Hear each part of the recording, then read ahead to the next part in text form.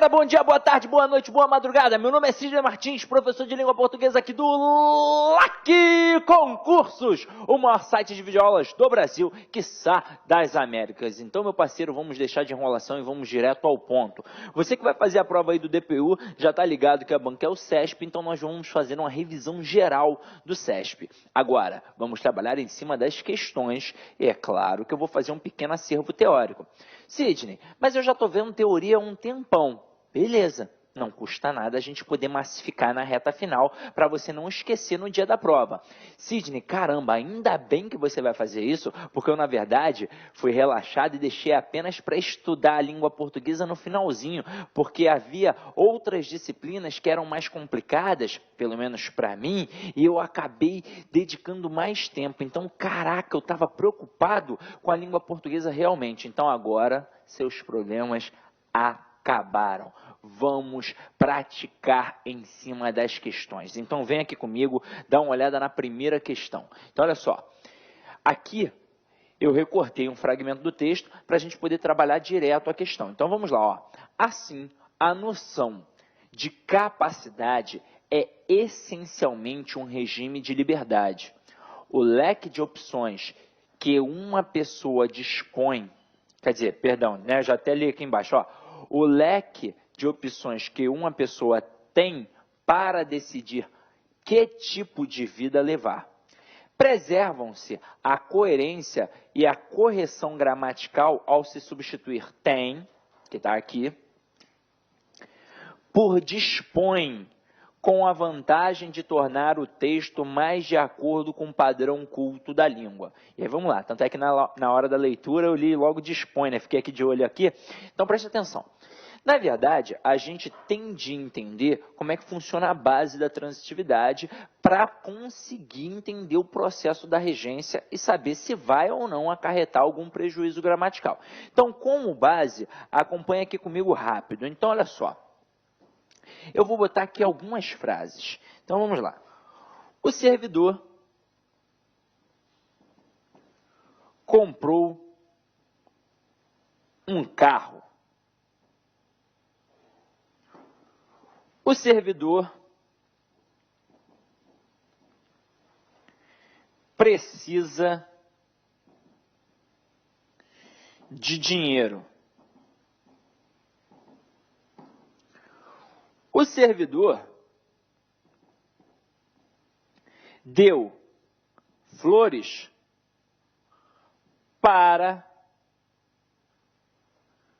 Maria. Aí se liga só, meu companheiro.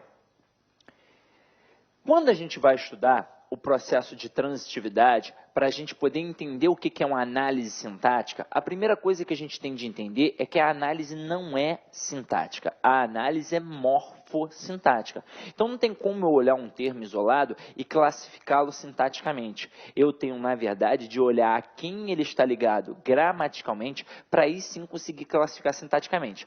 Sabendo deste problema que o aluno carrega da escola, o que os avaliadores das provas de concurso público costumam fazer? Eles costumam colocar termos com preposição. E geralmente quando o camarada coloca um termo com preposição, o aluno tende a achar que é sempre objeto indireto.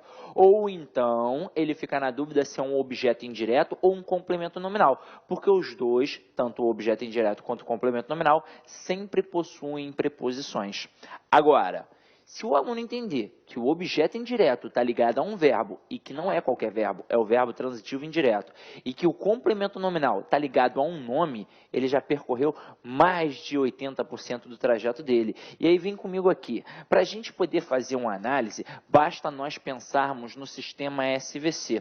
O que é o sistema SVC? É o principal sistema da língua portuguesa. E é tão importante que o aluno entenda o que é o sistema SVC, que assim ele vai conseguir classificar sintaticamente todos os termos da oração, até mesmo porque com isso daqui eu sei quem é sujeito, eu sei quem é predicado, eu sei quem é objeto direto, quem é objeto indireto, quem é adjunta adverbial, quem é predicativo e por aí vai.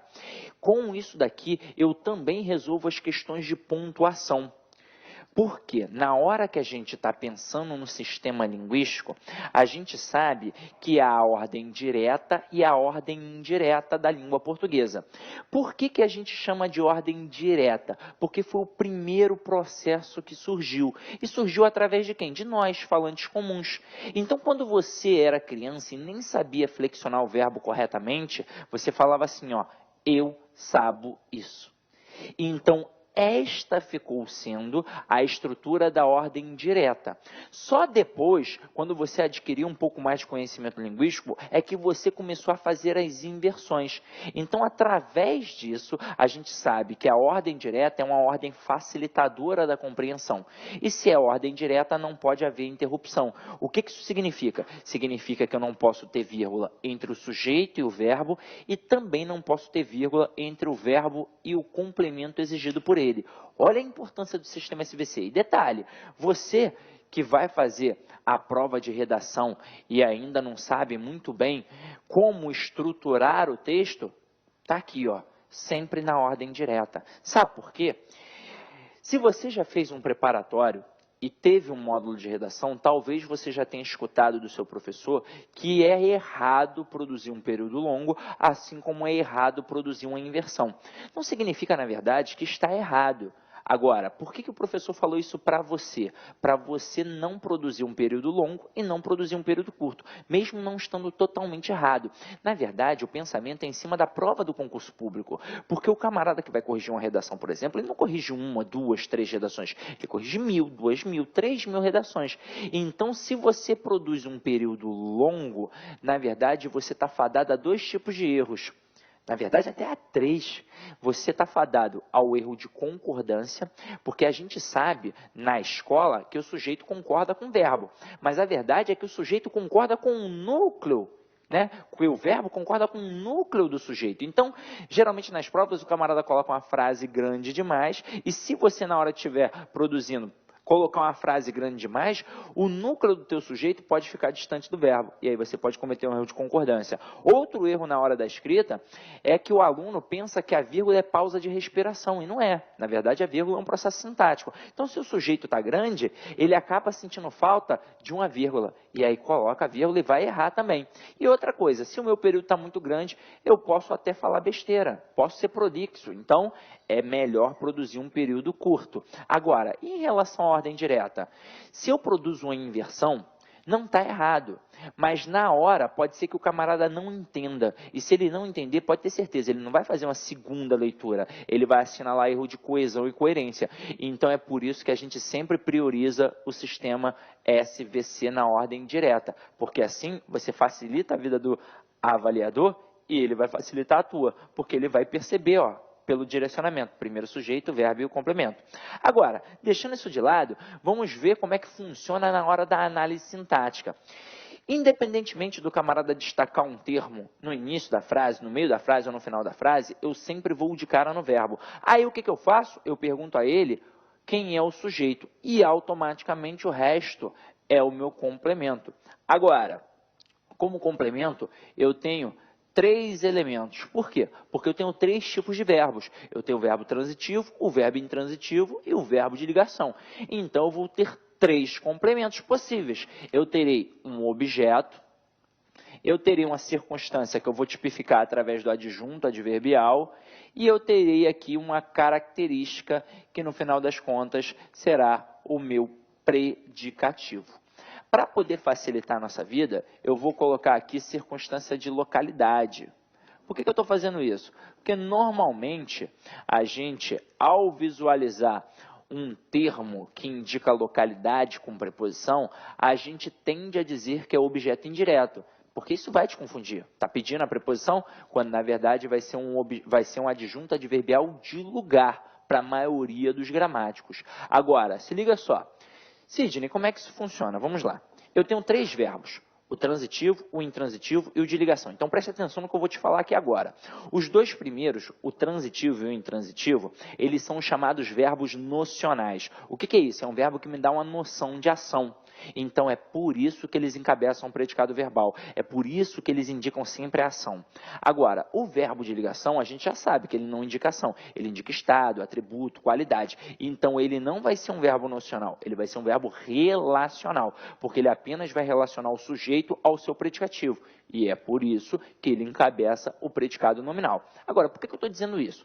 Porque na época da escola, nós aprendemos que o verbo transitivo possui sentido incompleto, e está certo, e nós aprendemos que o verbo intransitivo sempre possui sentido completo, ou seja, não pede nenhum complemento. Só que isso, em parte, está certo. Não está certo completamente, porque haverá situações em que ele vai exigir um complemento. Só que não vai ser um complemento verbal, não vai ser um objeto, vai ser um complemento circunstancial, vai ser um complemento adverbial, ou seja, ele vai exigir um adjunto adverbial. E quando é que isso vai acontecer? Quando indicar localidade. Tranquilo? Então vem aqui comigo. Primeiro de tudo, imagina, para você poder entender o que é um verbo transitivo. É aquele verbo que possui sentido incompleto. Sentido incompleto em relação a quê? Em relação à ação. Então eu estou aqui, vou bater um papo contigo e eu chego do nada num contexto fechado e falo assim, aí, amigo, olha só, o servidor comprou. Você vai entender a ação? Não, né? Você vai saber o que o camarada comprou? Não sabe. Então, automaticamente, você vai me perguntar o quê? Aí eu vou dizer um carro. Aí você fica satisfeito. Então, isso mostra que o verbo comprar é verbo transitivo e que realmente pede um complemento. Agora, para você não perder tempo, caso seja necessário, ou então, para você não ter dúvida na hora da análise, pode recorrer ao sistema SVC que com certeza vai dar certo. Então, aqui, ó, o servidor comprou um carro. Eu vou de cara no verbo, pergunto a ele quem é o sujeito. E automaticamente, o resto passa a ser o meu complemento. Como é que eu pergunto ao verbo quem é o sujeito? Eu sempre pergunto quem ou que. Então, ó, quem comprou? O servidor. Então, o servidor é o sujeito. Então, automaticamente, um carro é o meu complemento. Agora, para eu saber que tipo de complemento eu tenho, e aí é o seguinte, olha a grande sacada. Sidney, eu já teria perguntado para o verbo. Sim, beleza. E poderia ter acertado, mas nem sempre o verbo responde de forma correta. Porque o verbo, ele responde da forma que a gente quer. Não é uma resposta, caraca, não tem um verbo ali falando contigo, ele responde do jeito que eu quero, essa é a verdade. E aí é o seguinte, nem sempre ele vai responder de forma exata, porque no dia a dia a gente não utiliza o verbo, ou a língua num contexto formal. No dia a dia a gente utiliza a língua num contexto informal, então pode ser que ela responda de forma equivocada. Por exemplo, só para citar, o verbo chegar no dia a dia, a gente utiliza com a preposição em. Eu digo que eu cheguei em casa, que eu cheguei no colégio, que eu cheguei no curso, mas o correto é utilizar a preposição a, é chegar à casa, é chegar ao colégio, é chegar ao curso. Então, primeiro eu vou ver qual é o meu complemento, para depois ter a certeza. Então, vem aqui comigo, ó. Um carro não é característica, nem é circunstância, um carro é objeto. Então, eu já sei que aqui eu tenho um tipo de objeto. Agora, que tipo de objeto eu tenho ali? Eu vou perguntar para o verbo. Então, vamos lá.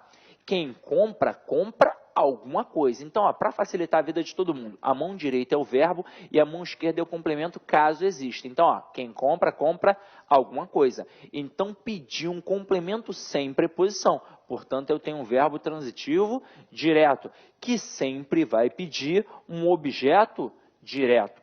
E por que se chama objeto direto? Porque está diretamente ligado ao verbo. Agora, olha a próxima. O servidor precisa de dinheiro. Eu vou de cara no verbo, pergunto a ele quem é o sujeito, quem é que precisa? O servidor, e automaticamente o resto é o meu complemento. Aí diz para mim, dinheiro funciona como característica? Não. Funciona como circunstância? Não. Funciona como objeto. Então, eu já sei que aqui eu tenho um tipo de objeto. Agora, que tipo de objeto? Vou perguntar para o verbo. Quem precisa, precisa de alguma coisa. Então, ó, só para comparar. Quem compra, compra alguma coisa. Pediu o complemento sem preposição. E quem precisa, precisa de alguma coisa. Então, além do complemento, apareceu uma preposição ali no meio. Então, eu tenho um verbo transitivo indireto, que sempre vai pedir um objeto indireto. E por que se chama objeto indireto? Porque está indiretamente ligado ao verbo através da preposição. Agora, olha o próximo exemplo. Imagina eu chegando para você e dizendo assim, ó, o servidor deu. Tu ia falar, já estava desconfiado. É óbvio que não, o contexto é fechado, deixa de pensar besteira.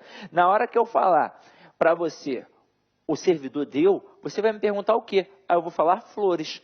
Você vai ficar satisfeito? Não, você vai me perguntar para quem? Aí eu vou dizer para Maria, aí sim você vai ficar satisfeito. Ou seja, eu percebo diante disso que na hora que eu falei o servidor deu, você me perguntou o que? Eu disse um carro. Quer dizer, não, professor, o servidor deu não, né? Na hora que o servidor comprou, você me perguntou o que? Eu disse um carro. Isso mostra que o verbo transitivo direto, ele só pede um complemento, sem preposição, no caso, o objeto direto.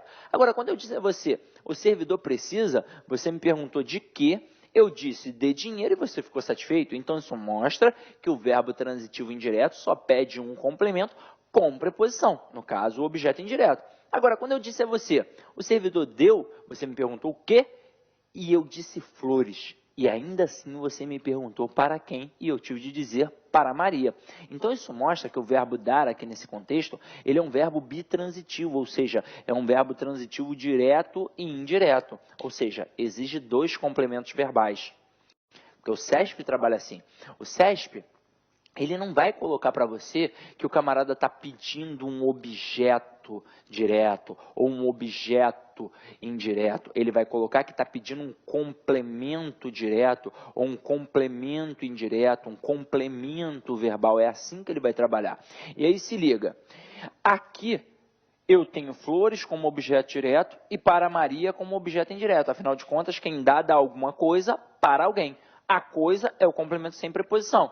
E para quem eu dei é o complemento com preposição. Então, por isso, objeto direto e indireto. Importa a ordem? Não. Tanto faz aparecer primeiro direto ou indireto. O que eu não posso fazer? Eu não posso alterar. Eu não posso colocar primeiro, eu não posso, na verdade, colocar dois objetos diretos ou dois objetos indiretos. Mas a ordem, tanto faz. Agora, por que eu não posso colocar dois diretos ou dois indiretos? Simples, porque o nome do verbo é transitivo direto e indireto. Agora, antes de eu passar para o verbo intransitivo, eu vou lançar um desafio aqui, ó. Eu vou botar assim, ó. O servidor comeu do bolo. E aí presta atenção agora nisso que o CESP adora. Então se liga só. O termo do bolo, ele não vai ser objeto indireto só porque tem preposição. Lembra que eu disse que a análise é morfossintática? O termo do bolo, ele está ligado ao verbo transitivo direto comer. Então aqui, ó, é verbo transitivo direto. E verbo transitivo direto pede objeto direto. Ah, Sidney, mas tem preposição. Então, objeto direto preposicionado. Aí vamos reparar no negócio aqui. Vou botar aquela outra frase, ó. O servidor precisa de dinheiro. Vamos comparar as duas para poder entender a diferença entre elas. Então, quando eu digo o servidor precisa de dinheiro, eu posso tirar a preposição aqui? Eu posso falar o servidor precisa de dinheiro? Claro que não, não é? Porque nesse contexto, quem precisa de alguma coisa. E então, o que eu concluo? Eu concluo que a preposição do objeto indireto é uma preposição obrigatória, exigida pelo verbo, e por isso esvaziada de sentido. É por isso que é uma preposição relacional. Agora, quando eu coloco o servidor comeu do bolo, eu posso ou não posso retirar a preposição e dizer o servidor comeu o bolo? Posso, não posso? Então, se eu posso retirar a preposição, significa que essa preposição é facultativa.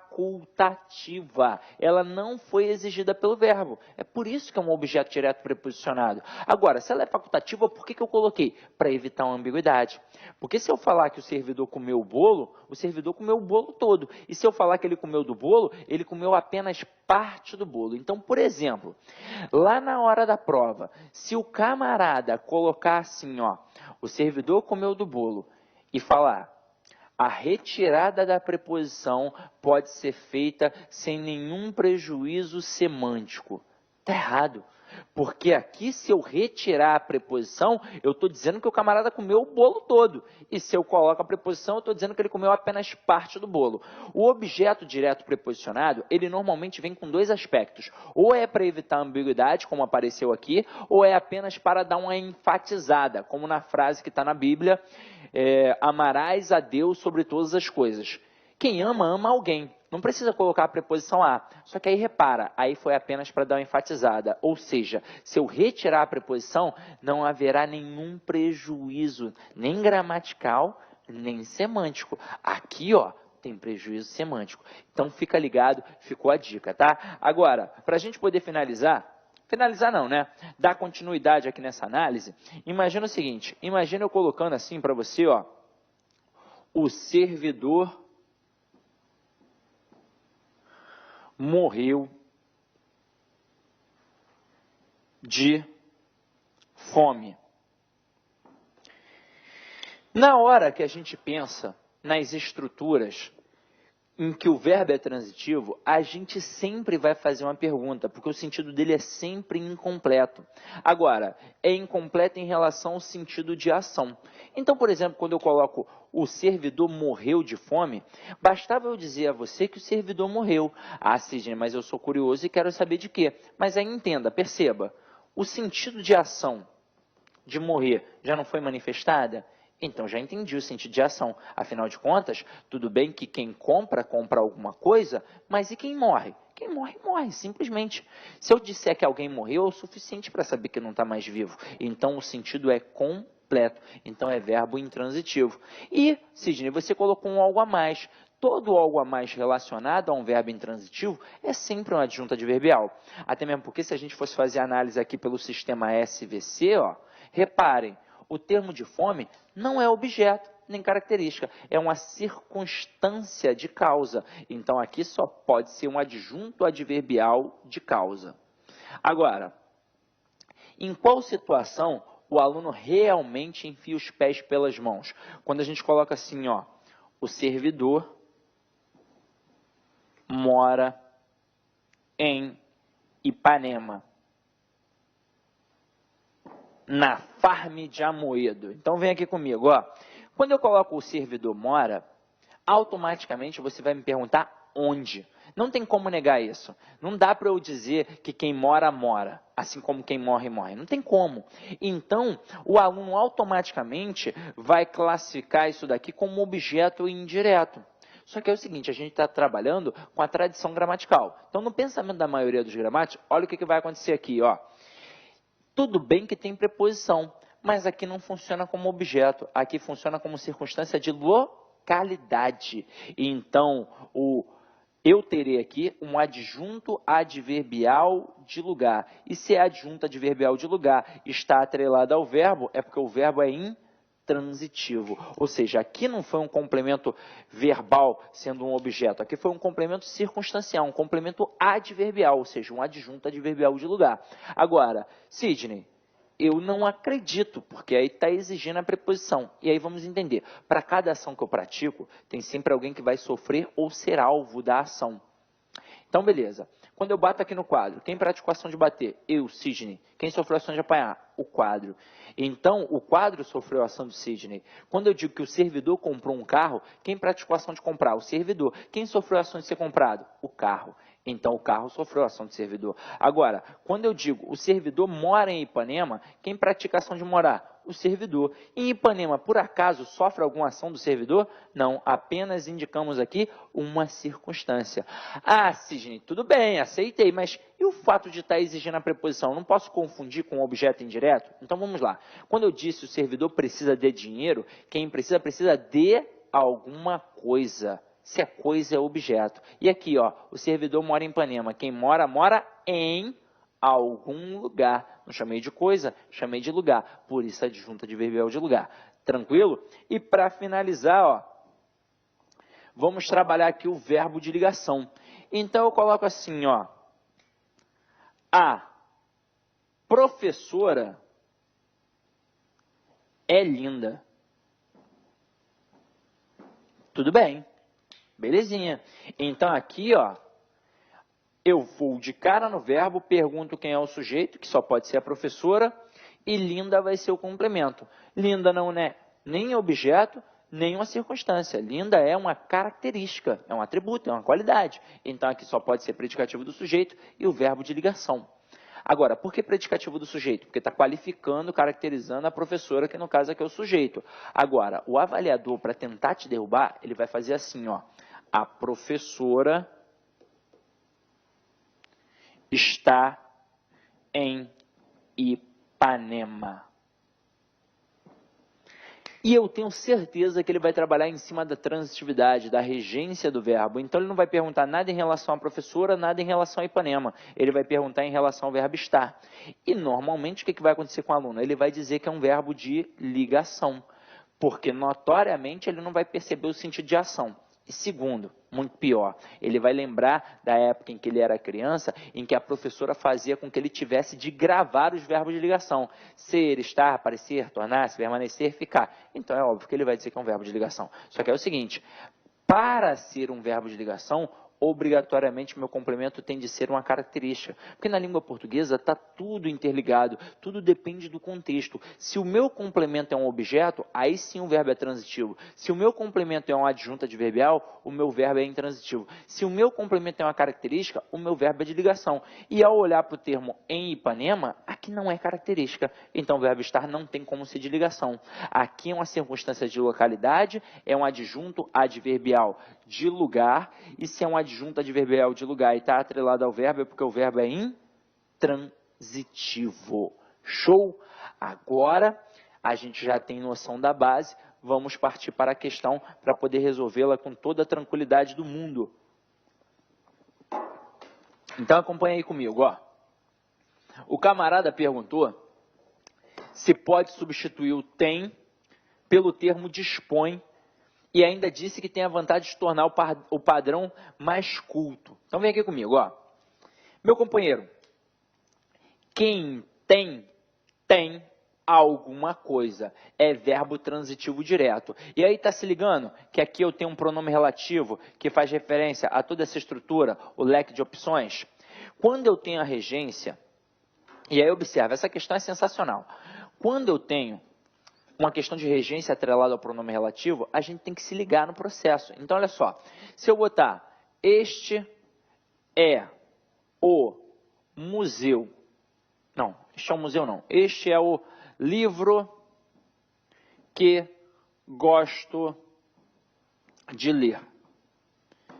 E este é o livro que gosto. Então, se liga só. Quando eu tenho um pronome relativo, para que serve esse pronome relativo? Para evitar repetição. É coesão textual. Na fala, eu posso repetir várias vezes a mesma palavra, mas na escrita, se eu fizer, eu demonstro pobreza de vocabulário. Então, beleza, é um processo de coesão. Agora, eu tenho que ficar ligado no verbo que aparece depois. Porque se o verbo que aparecer depois pedir uma preposição, eu tenho que ficar ligado. Se ele não pedir, tá tranquilo. Agora, caso ele peça, ela tem de aparecer depois do verbo. Porque se não aparecer, vai ter de ir para antes do pronome relativo. Então, a primeira frase, ela tá perfeita. Ó. Este é o livro que gosto de ler. Quem gosta, gosta de alguma coisa. Agora, olha a segunda. Este é o livro que gosto. Mas quem gosta, gosta de alguma coisa. Se eu não coloquei a preposição aqui, o que eu tenho de fazer obrigatoriamente? Eu tenho de migrar para antes do pronome relativo. Então, a frase correta é este é o livro de que gosto. E para provar que a sentença está perfeita, vamos separar as orações. O que está fazendo referência a livro. Então, é como se aqui tivesse escrito o livro. Então, vamos pensar só na oração do verbo gostar. Quem gosta, gosta de alguma coisa, não é? Aqui eu gosto do livro. Se eu tirar a preposição, vou falar só gosto do livro. Mas quem gosta, gosta de. Então, não tem como deixar sem a preposição. E aí, repara na nossa questão. Ele pede para substituir o verbo ter pelo verbo dispõe. O verbo ter é verbo transitivo direto. Quem tem alguma coisa. Agora, o verbo dispor, nesta situação, é um verbo transitivo indireto que exige a preposição de. Então, quem dispõe, dispõe de alguma coisa. Então, se eu colocar aqui, ó, dispõe, eu não vou poder deixar o leque de opções que uma pessoa dispõe. Não, eu vou ter de colocar uma preposição aqui, ó. O leque de opções de que uma pessoa dispõe para decidir que tipo de vida levar. Então, quando ele diz que preservam-se a coerência e a correção gramatical ao substituir tem por dispõe, isso está errado. Então, se eu estou trocando um VTD por um VTI, meu parceiro, é óbvio que está tendo um prejuízo. Na verdade, está tendo um processo de alteração. Então, aqui, ó, questão errada. Show de bola? Agora, vamos para a próxima. Olha a próxima aí. Julgue a frase quanto à correção gramatical. Com referência à votação aberta, o eleitor é responsável pelo seu voto. Votando sim ou não, ele admite a responsabilidade pelo voto dado. E aí, meu parceiro, eu tenho de ficar de olho nesta crase ali. Primeira coisa que a gente vai entender, o que é uma crase rapidinho. Então, coloca assim, ó. O que é esse camaradinho em cima do A? Esse camaradinho não é a crase, ele é um acento grave indicativo do fenômeno de crase. A crase, na verdade, é a fusão entre duas vogais idênticas. No caso, o A preposição mais o A artigo. Como é que eu resolvo este problema, Sidney? Entendendo a regra geral, entendendo que para haver crase, o termo anterior tem que exigir a preposição a e o termo posterior admitir o artigo a. Se o aluno não ficar ligado que tem que olhar para quem está antes e depois do a, ele vai errar. Então, olha só, eu boto assim. Eu me referi, pontinho, pontinho, professora. Termo anterior, termo posterior. Dependendo da gramática, o camarada pode chamar de termo regente e termo regido, mas é uma mera questão de nomenclatura, ou seja, tem que olhar para quem está antes e depois do a. Então, vem aqui comigo. Quem se refere a alguém. Então, o termo anterior exige a preposição a. E o termo posterior é o substantivo feminino professora. Então, admite o uso do artigo a. Então, vamos lá. Se tem preposição, que é preposição. Se tem preposição mais artigo, então tem crase. Agora, professor, e se minha dúvida foi exatamente essa? E se eu não conseguir, na verdade, saber se o termo anterior está exigindo a preposição a e o posterior admitindo o artigo a? Nós vamos fazer um macete que a tia Teté nos ensinou na época da escola. Eu só vou provar para você que não é um macete, é apenas a constatação da regra geral. Então, eu vou substituir professora, o termo feminino, por professor, um termo masculino. Então, o que nós aprendemos lá com a tia Teteia? Caso eu substitua o termo feminino por um masculino e acarrete na construção ao, eu estou vendo que ao é preposição a mais artigo o. Por que artigo o? Porque está diante de uma palavra masculina. Basta eu jogar para a palavra feminina que eu vou ter o artigo a e, consequentemente, a contração aqui e eu terei a crase. Então, eu me referi a quem? Ao professor. Ou seja, se tem ao, é porque tem preposição mais artigo. E isso é a constatação da regra geral. Porque, ó, eu me referi ao professor. Está mostrando que o termo anterior exigiu a preposição a, porque quem se refere a alguém. E está mostrando que o termo posterior admite o artigo o. Mas por que o artigo o? Porque o termo é masculino. Porque se eu jogar para o feminino professora, vai ser o artigo a e, consequentemente, a crase. Agora, isso também vale para a palavra no plural. Então, para eu saber se o ás é craseado, basta substituir por um termo masculino e se ficar aos, eu sei que tem crase. Afinal de contas, o ás craseado é a fusão da preposição a mais o artigo ás. E o aos é preposição a mais artigo os. Então, se ali, ao invés de professora, eu tivesse colocado professoras, bastava substituir professoras por professores. E ficaria, eu me referi aos professores. Então, se tem aos, é porque tem preposição mais artigo no plural. Então, ali vai ficar, eu me referi às, craseado, professoras. Tranquilo? Viu como é que é simples? Então, vamos lá. Galera, questão de crase, no CESP, é super tranquilo. É somente, presta atenção no que eu vou te falar, somente a regra geral. Eu tenho de entender isso. que o termo anterior está exigindo a preposição a e o posterior admitindo o artigo a. Na hora da dúvida, eu vou substituir o termo feminino por o masculino. Só terá crase se acarretar na construção ao ou então aos. Tranquilo? Então vem aqui comigo, ó. Ele admite a responsabilidade. Termo anterior, o verbo admitir. Termo posterior, o substantivo responsabilidade. A responsabilidade é feminino, beleza. Agora, quem admite, admite alguma coisa, não pede a preposição a. Então, aqui, não tem crase. Agora, Sidney, e se eu não soubesse? Se eu ficasse na dúvida, bastava substituir responsabilidade por qualquer substantivo masculino, tá? Não é? Tem que ter isso em mente. Se aqui fosse um pronome feminino, não bastava substituir por qualquer palavra masculina, tinha de ser por um pronome masculino. Agora, como é um substantivo, eu posso substituir por outro substantivo masculino, como, por exemplo, sei lá, tempo, ou então objetivo. Então, ó, admite o objetivo, admite o trabalho, admite o tempo. Então, vai dar certo. Então, aqui, ó, se eu só botei o "o", é porque este "a" aqui é apenas um artigo. Então, a questão em relação à correção gramatical está errada. Então, questão 2 também é errada. Vamos para a próxima questão, meu companheiro.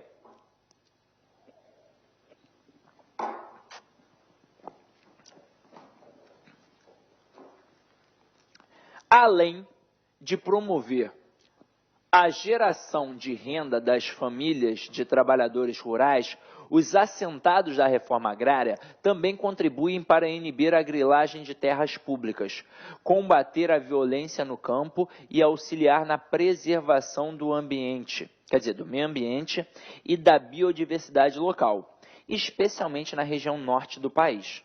Aí vem o comando da questão. Caso se substitua a expressão auxiliar na, que está aqui, ó,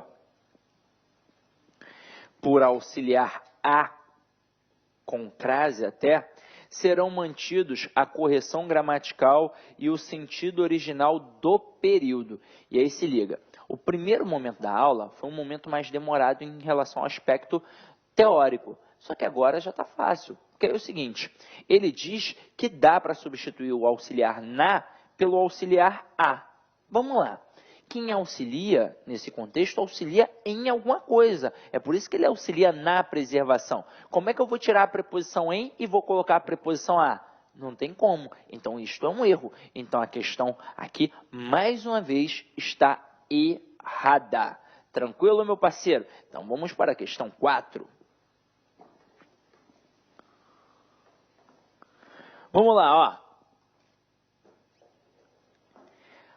Ou aceitam que a divisão não era inerente à sociedade e passavam a desconfiar de suas lentes e a desnaturalizar seu ponto de vista, ou decidiam que um agrupamento indiviso, com um chefe que não manda e povo que não obedece, não pode ser uma sociedade.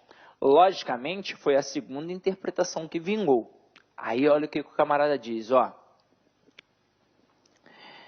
Na linha 1, apesar de a presença da preposição depois de inerente e de passavam ser exigida respectivamente pelo adjetivo e pelo verbo, o sinal indicativo de crase presente em a sociedade poderia também ser usado em a desconfiar. E aí é o seguinte, aqui eu vou fazer só um adendo.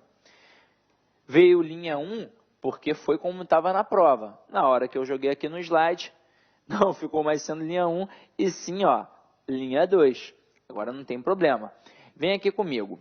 Se liga só, ele disse que este A aqui está certinho, porque ele fala assim, ó, apesar de a presença da preposição depois de inerente e de passavam ser exigidas respectivamente pelo adjetivo e pelo verbo, o sinal indicativo de crase presente em a sociedade, beleza? Poderia também ser usado em a desconfiar, que está aqui. Meu parceiro, já matei a questão, porque para ter crase, o termo anterior tem que exigir a preposição a e o posterior admite o artigo a. Desconfiar é o que gramaticalmente? É substantivo feminino? Não. Desconfiar é verbo. E verbo, por um acaso, tem distinção de gênero? Não. Então, diante de verbo, não tem artigo. E se não tem artigo, não tem como ter crase. Então, este a aqui é apenas uma preposição. Então, a questão também está o quê? Errada. Show de bola? Então, vamos lá, ó. Vamos para a questão 5. Ufa! Então vamos lá. Antes de mais nada, queria só mandar um abração aí, porque eu recebi alguns e-mails, né, alguns contatos, para a galera de Alagoas, para a galera de Pernambuco, para a galera do Ceará, para a galera de Minas, para a galera de Brasília, para a galera de Goiás e também para a galera aqui do Rio de Janeiro, principalmente a galera da região serrana e da região dos lagos. Tem muita gente aqui no Rio de Janeiro agora que está participando, que não é aqui, ó, da cidade do Rio. Gente da galera, né, de outras partes do Rio. Pô, ó, um beijão, obrigado pelo carinho, mas vamos continuar aqui nossa brincadeira. Ó, vem aqui comigo, ó. É preciso partir da vida, vou ler aqui no computador, né, que fica mais chique. É preciso partir da vida, mas não da vida em geral, e sim da vida hoje. No contexto contemporâneo, frente a duas tendências contrapostas que nos obrigam a repensar esse termo tão antigo e a cada dia mais invocado. A coerência e a correção gramatical do texto serão preservadas caso se proceda à inserção do sinal indicativo de crase em A2. E aí vamos lá.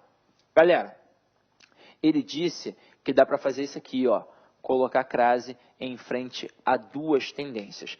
E aí é o seguinte, quando eu tenho o A craseado, é porque eu tenho uma preposição e um A artigo no singular.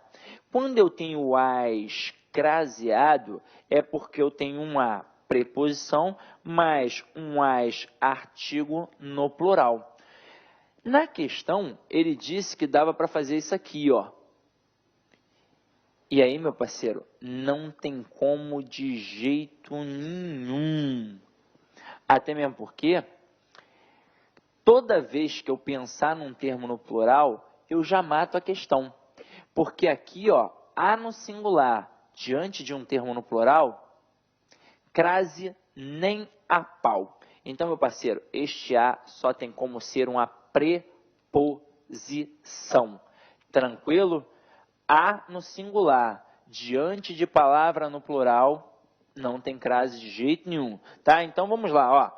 Próxima questão. Até agora, Sidney, tá tudo muito fácil. Não tem nenhuma questão aí para me derrubar, não? Vamos lá, vamos ver. Questão de concordância verbal. Olha aqui, ó. Julgue o fragmento de texto apresentado no item abaixo quanto à concordância verbal. Questão de concordância verbal no CESP é rotineira. E aí é o seguinte, tem de prestar atenção. Porque, na verdade, o camarada, ele não vai te derrubar pelo teu conhecimento, ele vai te derrubar pela atenção. Então, se você não estiver atento, você vai errar. Então, se liga só. De acordo com o respectivo estatuto, a proteção à criança e ao adolescente não constituem obrigação exclusiva da família. Se liga só na frase que eu vou botar aqui no quadro, ó. O uso de drogas e bebidas atrapalham os alunos. A princípio, parece certo. É o que eu estou querendo mostrar a vocês. Questão de concordância verbal, ou o camarada vai colocar uma frase muito grande, porque vai distanciar o núcleo do sujeito do verbo, ou então ele vai fazer uma inversão para tentar te derrubar. Então, olha só. Na hora que eu coloco o uso de drogas e bebidas atrapalham os alunos, parece que a frase está certa. Beleza, mas para eu descobrir realmente, eu tenho de ir de cara no verbo. Aí o que eu faço? Eu pergunto ao verbo quem é o sujeito. Então sempre vou perguntar quem ou que. E olha o bizu que eu vou te dar. Sempre pergunte no singular. Até mesmo porque ainda não tem um referente. Como é que você vai perguntar no plural? Ah, mas está no plural? Não, pergunte no singular. Depois de você descobrir o referente, é que você vai saber se o verbo vai ficar no singular ou no plural. Então, quem é o que atrapalha? Aí eu tenho como resposta, ó, tudo isso daqui, ó, o uso de drogas e bebidas. Aí eu te pergunto, sujeito simples ou composto? Aí muito aluno vai falar, sujeito composto, Sidney, drogas e bebidas. Não, porque depois que eu descubro quem é o sujeito, eu não posso fazer a concordância sem antes achar o núcleo do sujeito. E quem sempre será o núcleo do sujeito? Será sempre o substantivo sem preposição. Drogas e bebidas não podem ser sujeito, o núcleo do sujeito, porque estão aqui, ó, preposicionados. Então, o núcleo do sujeito é a palavra uso. E quem é que verdadeiramente vai concordar aqui, ó, com o verbo? É o núcleo do sujeito. Se o núcleo do sujeito está no singular, o verbo também fica no singular. Então, o uso de drogas e bebidas atrapalha os alunos. E aí observa como a estrutura gramatical vai significar demasiadamente na hora da análise textual. Eu só consigo fazer uma análise textual se antes eu fizer uma análise gramatical. Se eu simplesmente tivesse colocado drogas e bebidas, aí eu teria um sujeito composto, o verbo ficaria no plural. E olha só o que ia significar ao dizer drogas e bebidas atrapalham os alunos. Que está atrapalhando todo mundo, qualquer um. As drogas e as bebidas atrapalham os alunos. Agora, quando eu coloco o uso de drogas e bebidas atrapalha os alunos, olha a minha intenção. Não é dizer que vai atrapalhar qualquer aluno, é dizer que vai atrapalhar quem usa. Porque se eu não usar, vai me atrapalhar? É óbvio que não. Agora, além disso, também tem a inversão. Se eu botar assim, ó, vinha de algum lugar aqueles meninos. Quando o camarada faz uma inversão e começa com o verbo, é muito natural que o falante comum aceite o verbo no singular. Afinal de contas, ainda não apareceu o referente da ordem direta. Por quê? Porque ele fez uma inversão. Então, se não tem referente, é natural que eu deixe o verbo no singular. Só que para descobrir se está certo ou não, eu tenho de perguntar ao verbo quem é o sujeito. Quem é que vinha? Aqueles meninos. Qual é o núcleo? Meninos. Se o núcleo do sujeito está no plural, como é que o verbo vai ficar no singular? Não pode. Então, o núcleo vai fazer com que o verbo aqui fique no plural. Então, ó, vinham de algum lugar aqueles meninos. Até aí, tudo bem? Tranquilo? Então, vamos agora à nossa questão. Vamos ver se a frase está certa ou está errada. Então, acompanha aqui comigo, ó. De acordo com o respectivo estatuto, a proteção à criança e ao adolescente não constituem. Opa, o que não constitui? A proteção à criança e ao adolescente. Beleza. Agora, qual é o núcleo? Proteção. Não tem como ser criança e adolescente. Olha aqui, ó, com crase, olha aqui a preposição. Não tem como criança e adolescente serem os núcleos do sujeito. O núcleo é a palavra proteção. E então, como o núcleo está no singular, o verbo fica no singular. Então, a proteção à criança ou adolescente não constitui obrigação exclusiva da família. Tranquilo? Viu? Então, mais uma questão errada. E isso é para mostrar para você que se tiver uma sequência de questões erradas ou de questões certas, não é para você ficar, ih, caramba, já botei 3 ou 4 erradas, tenho que mudar e botar uma certa. Não. Você tem de fazer aquilo que você tem certeza. E uma das principais técnicas para poder fazer questão do CESP é sempre procurar o erro. Procure o erro. Se você achar, é porque a questão está errada. E se você não achar, é porque provavelmente a questão está certa ou você não conseguiu achar o erro. Agora, vamos lá. Questão 7. Julgue o fragmento de texto apresentado no item abaixo quanto à concordância verbal. A legislação ambiental prevê que o uso de água para o consumo humano e para a irrigação de culturas de subsistência são prioritários e em situações de escassez. Então, olha só, a legislação ambiental prevê que o uso de água para o consumo humano e para a irrigação de culturas de subsistência são prioritários. Agora diz para mim, quem é prioritário? É o uso, meu parceiro. É o uso que é prioritário. Então, não posso colocar são prioritários. Eu devo colocar é prioritário. Então, mais uma vez, uma questão errada. E para finalizar, vamos fazer a questão 8. Vamos lá. Geralmente, as oposições não gostam dos governos. Partido vencido contesta a eleição do vencedor. E partido vencedor é simultaneamente vencido e vice-versa.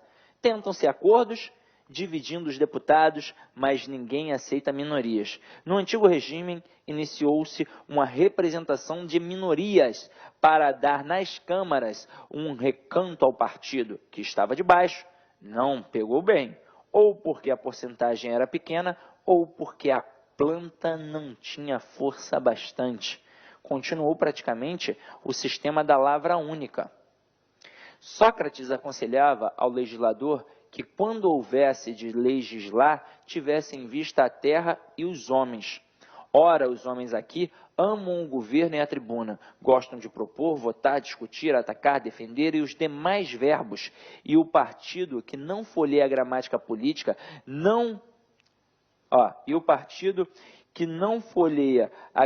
política acha naturalmente que já não há sintaxe. Ao contrário, o que tem a gramática na mão julga a linguagem obsoleta e corrupta. O que estamos vendo é a impressão em 2 exemplares da mesma gramática. Machado de Assis, a semana, né? Então, vamos lá. A substituição de tentam-se, que está lá na linha 4, por são tentados, prejudica a correção gramatical do período. Então, vamos lá. Tentam-se por são tentados. Galera, aqui a gente tem um caso bem simples. A gente tem um caso de voz verbal. Então, quando eu coloco, por exemplo, precisa-se de empregadas, e até vou botar precisa-se de empregada e vende-se casa.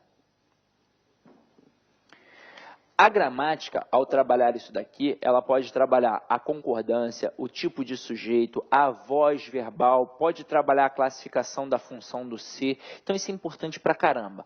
E é o seguinte, a gramática diz para você tentar passar a frase para uma voz passiva analítica. Como assim? Se é voz passiva analítica é porque é maior, é porque é composta de uma locução verbal, em que eu tenho um verbo principal mais um verbo auxiliar. Mas eu também tenho a voz passiva sintética, que é menor, ou seja, verbo mais pronome. Então, no final das contas, o que o camarada está pedindo para você fazer? Está pedindo para você transformar um verbo pronominal numa locução verbal. Olha aqui, eu consigo dizer de empregada é precisada? Não, eu não consigo. Então, aqui não é voz passiva, aqui a voz é ativa. E o bizu, está vendo preposição? Não poderia ser sujeito paciente, porque tem preposição. Agora, ó, vende-se casa. Posso ou não posso dizer a casa é vendida? Posso. Então, casa aqui é sujeito e a voz aqui é passiva. Na aula de tipos de sujeito ou de vozes verbais, eu trabalhei isso daqui com certeza com muita tranquilidade durante o curso. Então, você já sabe todo aquele esquema dos verbos. Mas se liga aqui agora. Vou mostrar mais uma vez só para não ter dúvida. Quando o verbo é transitivo direto ou transitivo direto e indireto mais o pronome ser, o que eu terei automaticamente? Eu terei uma PA e eu terei um sujeito paciente. E isso serve para mostrar que a voz só pode ser passiva. Agora, se eu coloco um verbo transitivo indireto, um verbo intransitivo, um verbo de ligação, ou até mesmo um verbo transitivo direto, mais um objeto direto preposicionado, mais o pronome ser, eu aqui com certeza tenho uma partícula de indeterminação do sujeito, e é óbvio que o sujeito será indeterminado. Detalhe, se o sujeito é indeterminado, se não tem sujeito paciente, a voz não vai ser mais passiva, a voz será ativa. Então, gente, vozes verbais é mais uma concepção de estrutura que semântica. Então, é pensar na estrutura verbal. Então, aqui, ó, precisa-se de empregada. Eu tenho um verbo transitivo indireto, porque quem precisa, precisa de alguma coisa. Verbo transitivo indireto mais pronome ser, automaticamente a gente tem uma partícula de indeterminação do sujeito. Então, é óbvio que o sujeito é indeterminado. É óbvio que a voz é ativa. E o termo de empregada vai ser objeto indireto. Agora aqui, vende-se casa. Quem vende, vende alguma coisa. É verbo transitivo direto. Verbo transitivo direto mais o pronome ser é uma particular passivadora. E se tem particular passivadora, é porque tem sujeito paciente, obrigatoriamente. Se tem sujeito paciente, tem PA. Se tem PA, tem PIS. E aí, olha a importância do quadrinho. A gente estuda, nos cursinhos, as funções do ser. E no final das contas, o que cai na prova? PA e PIS. E só cai PA e PIS assim. Aqui, além de classificar PA e PIS, ou seja, as funções do ser, eu ainda consigo descobrir as vozes verbais, se é voz ativa ou voz passiva, eu consigo descobrir o tipo de sujeito e a relação da concordância. Porque se aqui é um sujeito paciente e o sujeito vai concordar com o verbo, se está no singular, o verbo fica no singular. Se está no plural, o verbo fica no plural. Agora, aqui como o sujeito é indeterminado, o verbo não tem com quem concordar. Então, o verbo vai ficar na terceira pessoa do singular. Então, olha o que é comum. Essa não foi a questão, mas olha o que o SESP poderia fazer com vocês. Ele poderia, por exemplo, colocar empregadas no plural e dizer que a pluralização do termo empregadas acarretaria também na pluralização da estrutura verbal. E isso é verdade ou mentira? Isso é mentira, porque o objeto não concorda com o verbo, até mesmo porque aqui o sujeito é indeterminado. Agora, e se ele colocasse casas no plural? Aí sim, como casas é sujeito, o verbo acompanharia o termo casas e ficaria vendem-se casas. Tranquilo? Agora vamos dar uma olhada na questão com calma. Ele diz que dá para trocar tentam-se por são tentados. Então vamos descobrir aqui rapidinho, ó. Vamos descobrir se aqui a voz é ativa ou se a voz é passiva e eu vou conseguir fazer essa substituição. Verbo tentar, olha o indício já. Está no plural, mas vamos descobrir a regência. Quem tenta, tenta alguma coisa. Então, é verbo transitivo direto.